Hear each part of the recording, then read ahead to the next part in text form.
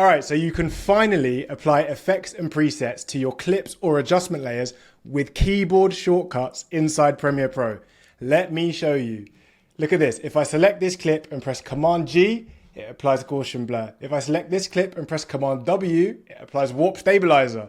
If I select these clips and press Command T, it creates an adjustment layer at the length of the selected clips with transform already applied. And watch this, this is my favorite. If I select these two clips right here and press Command F, it creates my custom-made flash transition from my effect presets that already has keyframes applied right here. So lumetri color and directional blur with keyframes applied. And in one click, I applied my preset pre-trimmed to 5 frames above 2 clips. Guys, this extension is such a game changer. I'm honestly so proud of it. It took me such a long time to make. Please let me show you the rest of the features. I really think you're gonna love it. Now this is the panel right here, it's called Stack. And I've got mine configured like this, but you can set it up however you want. So this button right here, I've got set up to apply Gaussian blur. So if I press this button and press this, it creates Gaussian blur. Or as I did before, I can press Command G and it applies Gaussian blur. But let me show you how you can set it up in your own way. So you come up here to configure, and right here we get the stack configuration screen. Now you can make your stack as big as you want up until 16 squares. So I can drag it to any configuration I want here, but right now, let's just add one button. On the right-hand side, here are all my shortcuts. Now these are ones that I've made, but let's create a new one together. So if I was gonna press this plus button, I'm greeted by these 4 icons. So right, let's pick an action. So in here, let's say we want to do invert. So I type in invert and I get that effect, but I could type in literally any of the effects in Premiere Pro. So let's say you had like a red giant effect, for example, like camera shake, uni camera shake, that comes up. So literally all your installed effects come up in here. So to keep it simple, let's go for invert. Great. Now we can choose an icon. So there's a whole library of loads of different icons with different categories, and you can even change the color. But for right now, let's keep something simple. So invert, let's take this switch, let's keep it gray, simple.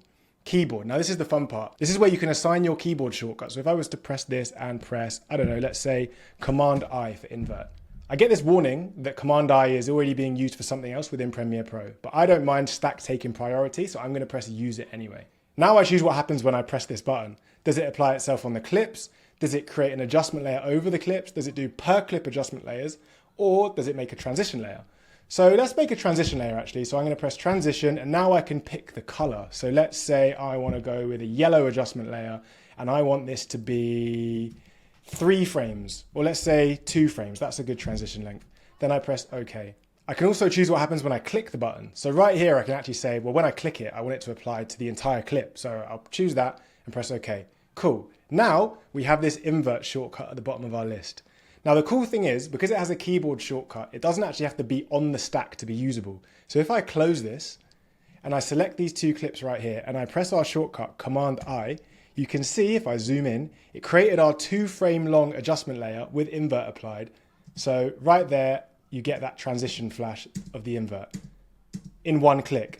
Or if I come back to the configure, drag our invert onto my stack right here, so it becomes the 4th button. Now, if I select this clip and press it, it applies it directly to the clip. Like guys, this is actually this is crazy. So if I come back to configure, let's make my stack even bigger.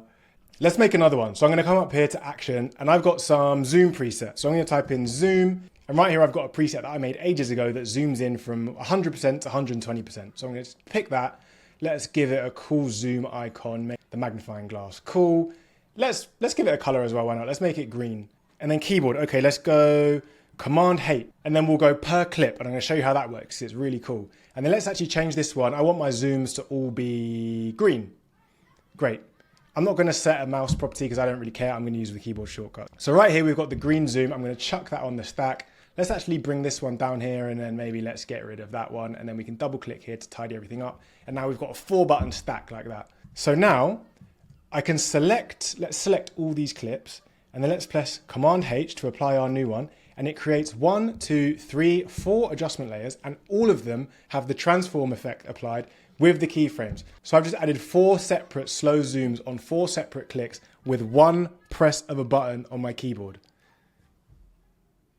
Mic drop, guys, mic drop. Honestly, guys, I've been literally using this product in every single project. It saves me so much time. Like you can have all your presets and all your effects bound to the key. There's no longer do you have to come up to here and type your thing in and then like drag it on and make an adjustment layer and drag it on it. Like, this is a game changer, guys. If you want a copy right now, there's a link to my store down below. If you use the code 10%, I'll put it up on screen, you get a 10% discount code. And yeah, I really think you're gonna love it. I hope you check it out. Thanks for watching. Peace.